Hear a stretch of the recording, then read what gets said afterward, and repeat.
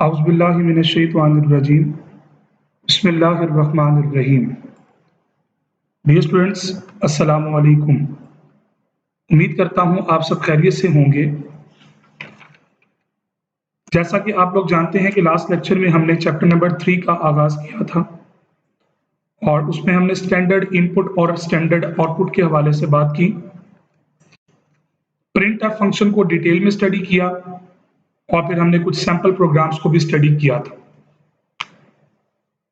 Last lecture में हमने एक वर्ड फॉर्मेट स्पेसिफाइड का यूज किया था। आज का लेक्चर हमारा फॉर्मेट स्पेसिफाइड्स की फर्दर डिटेल्स के ऊपर होगा कि ये फॉर्मेट स्पेसिफाइड्स एक्चुअली क्या चीज़ है और ये किस तरह परफॉर्म होते हैं, इनका पर्पस क्या है और कौन कौन सी डेटा टाइप्स के लिए कौन से फॉर्मेट स्पेसिफाइड्स इस्तेमाल होते हैं।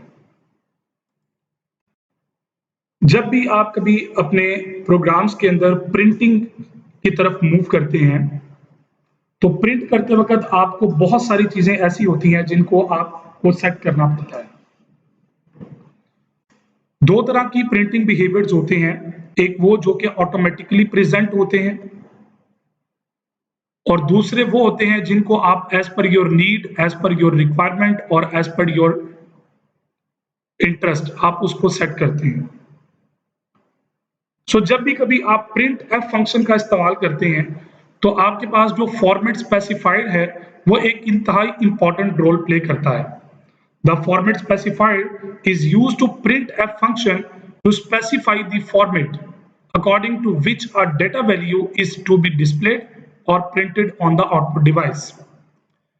बेसिकली फॉर्मेट स्पेसिफाइड्स का जो मकसद होता है वो आपकी प्रिंटिंग को सेट करना होता है कि आपकी जो आउटपुट डिवाइस पे जो चीज आप डिस्प्ले करवाना चाहते हैं या जो चीज आप प्रिंट करवाना चाहते हैं आप उसको अपनी आउटपुट डिवाइस पे किस तरह से डील करेंगे। देखिए, हम ये बात पहले भी कर चुके हैं कि डाटा कई किस्म का होता है।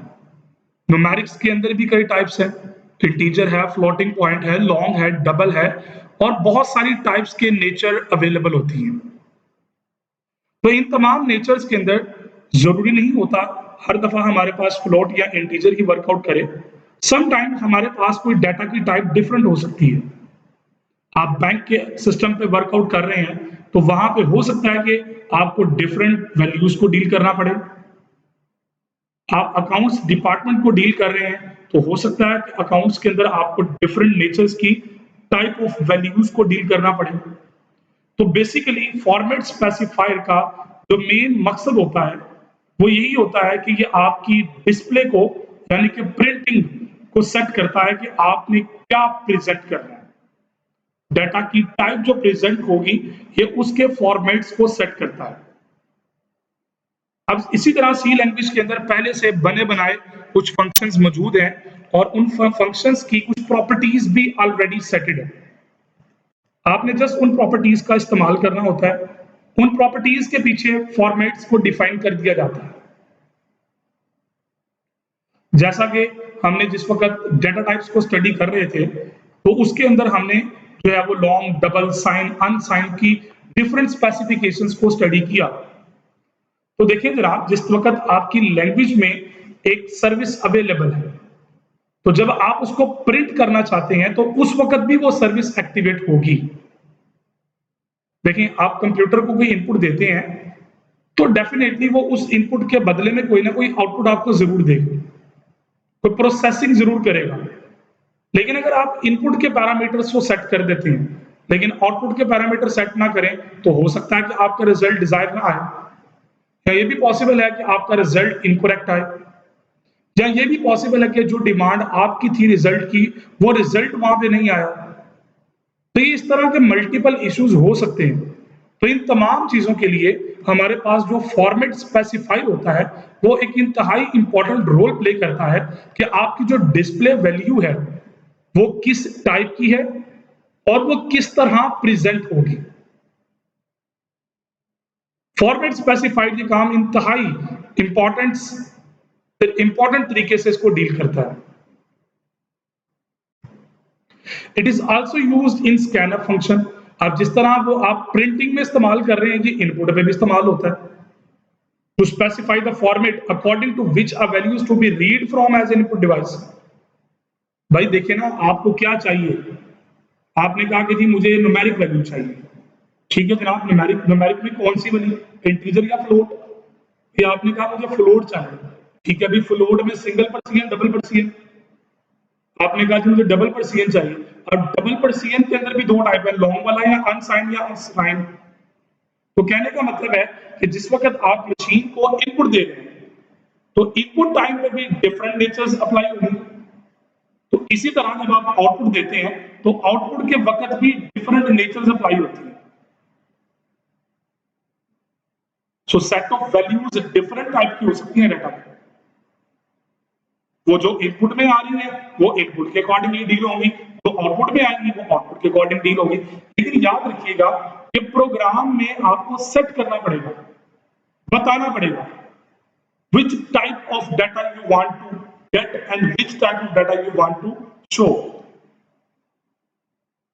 So ये इंतहाई इंपॉर्टेंट आपके सामने एक बात है कि जब आप प्रिंटिंग बिहेवियर्स को सेट करेंगे तो उस वक्त डेटा की नेचर आपके माइंड में क्लियर होनी चाहिए, तब ही तो आप उसके मुताबिक उसका फॉर्मेट स्पेसिफाई कर सकते हैं। अदरवाइज आप उसके फॉर्मेट को स्पेसिफाई नहीं कर पाएंगे। The format specifiers are written string or prefix with the person symbol। और हम इसको printf में या scanf में person के सिंबल के साथ इस्तेमाल करते हैं, और ये person उसका प्रीफिक्स है। प्रीफिक्स से मुराद पहले आए, बाद में नहीं आ सकता।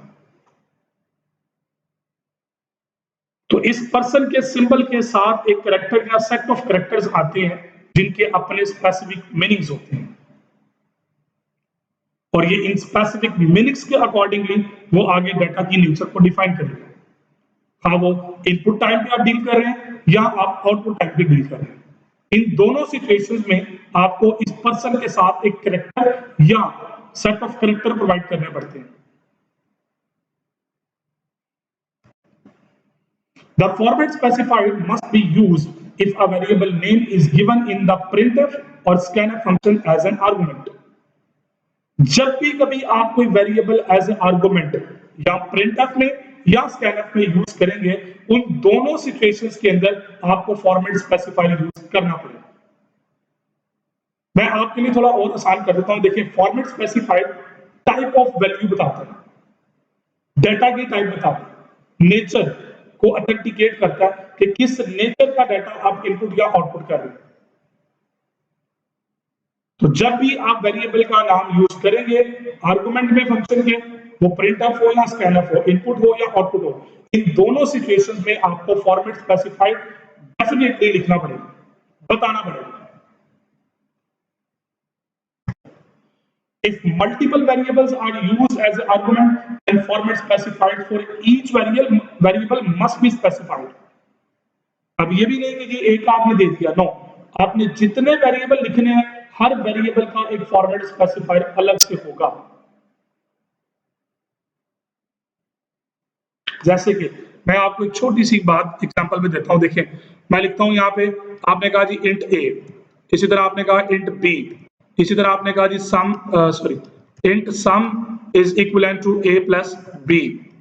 अब a को आपने इनिशियलाइज करवा दिया 5 के साथ, b को आपने इनिशियलाइज करवा दिया 6 के साथ। अब a प्लस बी 2 हो गए। अब आपने शो करवाना है कौन कौन सी वैल्यूज का प्लस होके क्या आया। अब देखें, प्रिंट f, मैं यहाँ पर लिख रहा हूं the sum of percent d and percent d is, आगे फिर पर्सन d। अब मैंने यहाँ पे 3 वेरिएबल्स डिफरेंट सेट करने हैं, बताना है, तो मैं यहाँ पे लिखूंगा पहले a, फिर b और उसके बाद सम। तो जितने वेरिएबल मैंने यूज किए 1 2 3, तो 3 फॉर्मेट स्पेसिफायर यूज करने पड़ेंगे। तो देखिए जरा, जितने वेरिएबल आप यूज करते हैं उतने फॉर्मेट स्पेसिफायर आपको यूज करने पड़ेंगे। देखिए 5 and 6 is 11। सो ये चीज याद रखिएगा कि जितने वेरिएबल होंगे उतने फॉर्मेट स्पेसिफायर हर एक वेरिएबल का अलग से आपको सेट करना पड़ेगा, otherwise compiler will display an error message. Otherwise क्या होगा, आपका कंपाइलर चूंकि आइडेंटिफाई नहीं कर पाएगा तो वो एक एरर मैसेज आपको शो कर देगा। In printf function, format specified can be used before the text message, between the text message और after the text message. तो printf के अंदर तीन तरह की ऑप्शंस आपके पास है, या टेक्स्ट के पहले, या टेक्स्ट के बिटवीन, या टेक्स्ट के बाद. तो इन तीनों लोकेशंस या तीनों सिचुएशंस में आप अपना फॉर्मेट स्पेसिफाइड printf के अंदर यूज कर सकते हैं. scanf के रूल डिफरेंट है. So different format specifiers are used for different types of variables. अब जिस तरह की टाइप ऑफ वेरिएबल आएगा उसके अकॉर्डिंगली फॉर्मेट उसका चेंज हो जाएगा. तो आमतौर पर हमारे पास वो तीन है, एक इंटीजर फॉर्मेट स्पेसिफायर है, कैरेक्टर और फ्लोटिंग पॉइंट. इंटीजर के अपने रूल्स हैं, कैरेक्टर के अपने हैं और फ्लोटिंग पॉइंट के अपने हैं. अब पहले नंबर पे आपके पास है जी इंटीजर फॉर्मेट स्पेसिफायर. अब इंटीजर फॉर्मेट स्पेसिफायर से मुराद क्या है? जो इंटीजर वैल्यूज के लिए डील होंगे, जिनका ताल्लुक इंटीजर वैल्यूज के साथ होगा, ये उनके साथ डील होंगे. अब इनमें नंबर 1 पे है जी %d. अब इस %d को हम इस्तेमाल करते हैं साइंड डेसिमल इंटीजर वैल्यू के लिए. देखिए साथ नेचर ऑफ डेटा भी मेंशन हो रहा है. साइंड डेसिमल इंटीजर वैल्यू के लिए आप %d यूज करते हैं.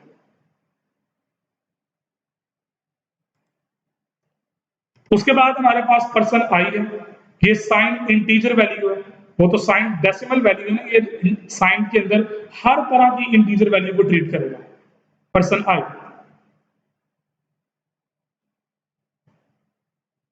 जो %d है वो डेसिमल को डील करता है. ये फ्लो अपना बाइनरी हो, डेसिमल हो, हेक्सा हो, ऑक्टल हो, जो भी हो, ये उसको ट्रीट करेगा. नेक्स्ट है जी LD. LD का मतलब लॉन्ग इंटीजर वैल्यू. जो लॉन्ग इंटीजर वैल्यू होती है ना, टाइप ऑफ वेरिएबल, देखें जिस तरह का वेरिएबल का टाइप होगी बिल्कुल उसके मुताबिक आपका फॉर्मेट स्पेसिफायर यूज होगा. खाली इंटीजर है तो %d है, डेसिमल से हट गया तो %i है, अगर लॉन्ग इंटीजर है तो LD आ गया. ये तो हो गया ना साइंड इंटीजर्स के लिए. अगर वो अनसाइंड इंटीजर पे आए तो उसके लिए यू भी यूज होता है. It is use for unsigned integer और अनसाइंड शॉर्ट इंटीजर वैल्यू. तो %u उसके लिए इस्तेमाल होगा.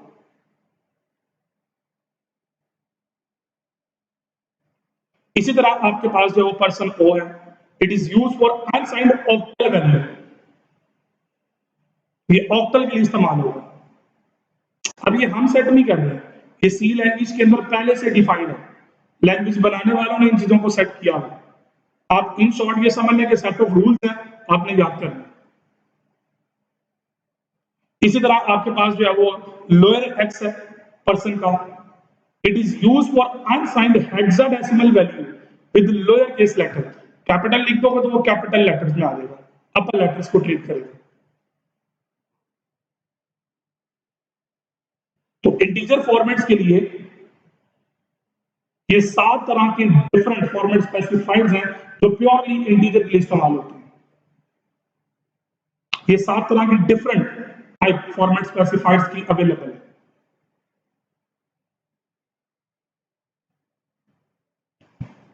इसी तरह नंबर 2 पे आपके पास है कैरेक्टर फॉर्मेट स्पेसिफाइड.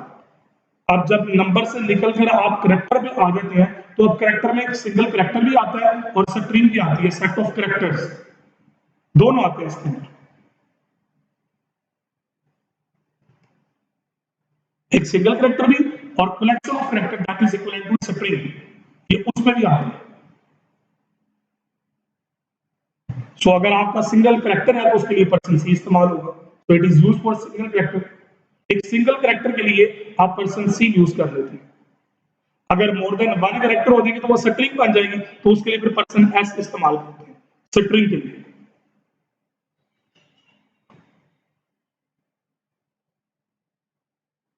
इसी तरह आपके पास थर्ड नंबर की टाइप जो है वो है फ्लोटिंग पॉइंट फॉर्मेट स्पेसिफाइड, जो कि प्योरली डील करता है फ्लोटिंग पॉइंट्स को, अशारिया वाली वैल्यूज के अंदर, रियल वैल्यूज.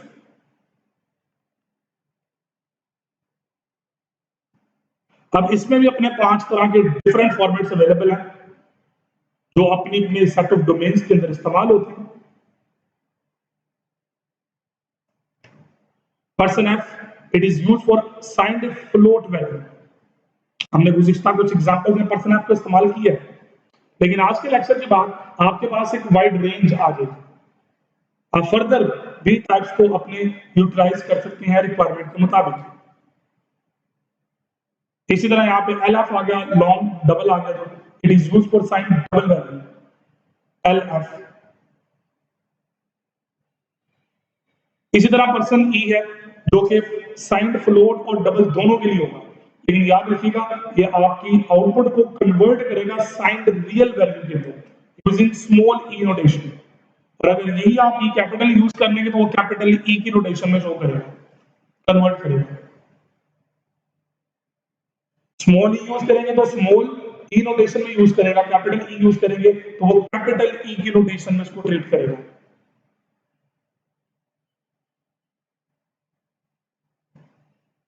अब अगर इसी तरह के बाद लार्ज फ्लोटिंग पॉइंट वैल्यूज आ जाती हैं विद स्मॉल ई नोटेशन, तो उसके लिए फिर आप पर्सन जी यूज करते हैं, जो एक आपको एक्स्ट्रा जीरो भी ड्रॉप कर देता है, विद एक्स्ट्रा जीरो ड्रॉप। तो देखिए डिफरेंट टाइप ऑफ नेचर के अंदर आप मुख्तलिफ जगहों पे बड़ी सिचुएशंस ऐसी होती हैं जहां पे आपको डील करना पड़ता है इन वैल्यूज के साथ, इन टाइप्स के साथ। तो उस वक्त आपके पास एक पूरी डोमेन मौजूद होनी चाहिए। आपको पता होगा जनाब अनसाइंड और साइंड इंटीजर के लिए कौन कौन से फॉर्मेट स्पेसिफाइड यूज होते हैं, लॉन्ग डबल रियल फ्लोट के लिए कौन कौन से इस्तेमाल होते हैं, हाई पर्सन यूज करनी हो लार्ज फ्लोटिंग पॉइंट उसके लिए पर्सन जी भी इस्तेमाल होता है।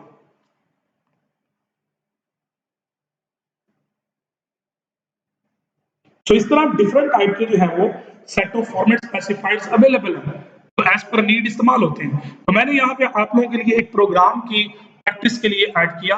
अब प्रोग्राम एग्जांपल यहाँ पे ऐड करना, प्रोग्राम बड़ा सिंपल है, वो क्या है, write a program that displays values of integer variable and character variable on the screen. एक इंटीजर होगा और एक कैरेक्टर होगा, इन दोनों को आपने स्क्रीन पे डिस्प्ले करवाना है। सो जनाब देखिए हम प्रोग्राम स्टार्ट करते हैं। तो सबसे पहले हमने इंटीजर टाइप का एक वेरिएबल ले लिया जिसका नाम हम रख लेते हैं फॉर एग्जांपल के जी इंट वैल्यू, ठीक है, और इसको को वैल्यू पास कर देते हैं फॉर एग्जांपल 80। सिमिलरली आपने कैरेक्टर टाइप का char वैल्यू के नाम से वेरिएबल लिया और कैरेक्टर के अंदर चूंकि सिंगल एक कैरेक्टर स्टोर होना है तो मैं एक सिंगल कैरेक्टर ले लेता हूं यहाँ पे कैपिटल R। अब मैंने इन दोनों को प्रिंट करवाना है, तो पहले प्रिंट करवाने के लिए पहला प्रिंट एफ, सो मैं यहाँ पे मेंशन करता हूं integer value is person D, और उसके बाद मैं नई लाइन पे चला जाता हूं और यहाँ पे मैं यूज कर लेता हूं इंट वैल्यू, ठीक है जी। दूसरा प्रिंट करवाना है, सो प्रिंट एफ, सो यहाँ पे आपके पास आ गया जी कैरेक्टर वैल्यू इज, और यहाँ पे आ गया पर्सन सी, और उसके बाद मैं इसको नई लाइन पे भेज देता हूं और उसके बाद आप यूज कर लें जी कैरेक्टर वैल्यू। सो दोनों आपने वैल्यूज यहाँ पे डिस्प्ले करवा दी। अब आप इसको प्रिंट करवाएं, देखें स्क्रीन पे आपको क्या नजर आता है जी, देखें integer value is 80 and character value is R। अब ये नेचर चेंज कर देंगे, ये फ्लोट होगा, देखिए मैं इसको फ्लोट लेके आता हूं और मैं यहाँ पे इसको मैं 8.900 कर देता हूं, लेकिन ये स्क्रीन के ऊपर सिर्फ 8 शो करेगा, स्क्रीन पे सिर्फ ये 8 शो करेगा। क्यों 8 शो करेगा, क्योंकि हमने उसको पैरामीटर फॉर्मेट दिया इंटीजर का, वैल्यू पास करवा रहे हैं फ्लोट की, तो यहाँ पे देखें उसने इररेलेवेंट इंटीजर वैल्यू पास की है, गार्बेज टाइप वैल्यू, ठीक हो गया। अब इसी तरह मैं यहाँ पे इसको कैरेक्टर की जगह पे मैं इसको पर्सन सी की जगह डी पास कर देता हूं, तो देखें रिजल्ट उसका भी करेक्ट आ जाएगा, ये देखें 82 आ गया। अब 82 क्यों आया, चूंकि कैपिटल R का जो कोड है वो 82 है, आस्की कोड, इसने यहाँ पे आस्की कोड को डील किया है। सो ये वाला प्रोग्राम मैंने आपको करके दिखा दिया। अब इसी तरह आप खुद भी प्रैक्टिस करें, एक बार आप डिफरेंट फॉर्मेट स्पेसिफाइड यूज करें और उसके बाद प्रोग्राम लिखें अपना। एक और प्रोग्राम एग्जांपल ऐड करते हैं, थोड़ा सा जरा इसके अंदर मैं कॉम्प्लेक्सिटी ऐड करता हूं। Write a program that initialise value to a variable x1 of floating type and display the value of x1 in the following ways. f के साथ भी स्मॉल ई, कैपिटल ई और स्मॉल जी, इन सब के साथ वो ट्रीट करेगा। सो हम यहाँ पे सबसे पहले फ्लोट टाइप का वेरिएबल ले लेते हैं। सो मैंने फ्लोट वेरिएबल लिया जी x1। अब इसको वैल्यू पास कर देते हैं जी, फॉर एग्जांपल 1 to 5 डॉट, ये मैंने कुछ वैल्यूज इसको लंबी सी पास कर दी। अब उसके बाद मैं डिफरेंट फॉर्मेट्स में इसको यूज करता हूं, प्रिंट f, और यहां पे मैं कहता हूं जी यूजिंग f फॉर्मेट, और उसके लिए मैं यहां पे कर देता हूं पर्सन f, यहां पे आ जाएगा x1। ठीक है जी, सो जरा चेक कर लेते हैं। देखिए as it is value print हो गई, लेकिन सारी वैल्यूज नहीं आई है। उसने यहाँ पे ऐड दिया, उसको काउंट करके राउंड ऑफ कर दिया। ठीक है जी, इसी तरह मैं दूसरे फॉर्मेट में इसको कॉपी कर लेता हूं। अब यहाँ पे f की बजाय दूसरा हमारा फॉर्मेट था स्मॉल e का। अब यहाँ पे मैं स्मॉल e यूज कर लेता हूं। सो मैं यहाँ पे \n कर दूं ताकि वो नई लाइन पे चला जाए, हमें जरा रिजल्ट देखने में आसानी होगी। देखिएगा, देखिए अब ये स्मॉल ई की नोटेशन में आ गया। इसी तरह मैं इस लाइन को कॉपी करता हूं और मैं इसको कैपिटल ई में ले जाता हूं। सो इसका अपना एक रिजल्ट है। देखिए वैल्यू वही है, लेकिन यहां पे अब उसका वैल्यू वही है, लेकिन अब रिजल्ट चेंज हो रहे हैं। देखिए कैपिटल ई नोटेशन में आ गया। सिमिलरली आपके पास जो जी वाला है, हम उसको देख लेते हैं। सो यहां पे हम जी यूज कर लेते हैं और यहां पे भी जी यूज कर लेते हैं। फाइनली आप इसके रिजल्ट को मॉनिटर कर लें। देखिए जी, तो ये उसने एक्स्ट्रा जीरोस ड्रॉप कर दिए। सो फाइनली आपने एक ही वैल्यू को डिफरेंट फॉर्मेट्स में आपने टेस्ट कर लिया। आई विल सजेस्ट यू कि आप इसी तरह डिफरेंट फॉर्मेट्स को टेस्ट करें, चलाएं, कोड खुद चलाएं, बाकी भी फॉर्मेट स्पेसिफाइड्स को टेस्ट करें। सो उम्मीद करता हूं कि आज के लेक्चर को आप लोगों ने अच्छे तरीके से कवर अप किया होगा। हम एक बार जरा हमेशा की तरह समराइज कर लेते हैं। पहले हमने फॉर्मेट स्पेसिफाइड की डेफिनेशन को स्टडी किया, फिर हमने उसकी 3 तरह की डिफरेंट टाइप्स को देखा, जिसमें एक इंटीजर फॉर्मेट स्पेसिफाइड था, फिर हमने कैरेक्टर फॉर्मेट स्पेसिफायर को देखा, फिर हमने फ्लोटिंग पॉइंट फॉर्मेट स्पेसिफायर को देखा, और उसके बाद हमने इन तीनों को अलग अलग इनके तमाम फॉर्मेट्स जो भी इसके अंदर आते हैं, जैसे कि इंटीजर में 7 थे डिफरेंट, कैरेक्टर में 2 थे, फ्लोटिंग पॉइंट में 5 थे, तो इनको वन बाय वन हमने देखा। फिर प्रोग्राम की एग्जांपल्स में 2 तरह की डिफरेंट एग्जांपल्स में इनको ट्रीट किया, और फिर आपके लिए भी मैं छोड़ रहा हूं कि आप अपनी बुक में भी देखें, और भी एग्जांपल्स आपको नजर आएंगे। आप उन एग्जांपल्स को टेस्ट करें अपने प्रोग्राम्स के मदद से। जब तक बेटा ये देखें, जब तक आप खुद ट्राई नहीं करेंगे, मैं बार बार ये बात कहता हूं, हर लेक्चर में बात कहता हूं कि जब तक आप खुद ट्राई नहीं करेंगे, ये चीजें आपके लिए इतनी आसान नहीं होंगी। उम्मीद करता हूं आज के लेक्चर को आप लोगों ने अच्छे तरीके से कवर अप किया होगा। अपना बहुत सारा ख्याल रखिएगा, दुआओं में याद रखिएगा। अगले लेक्चर तक के लिए इजाजत दीजिए। अल्लाह हाफिज।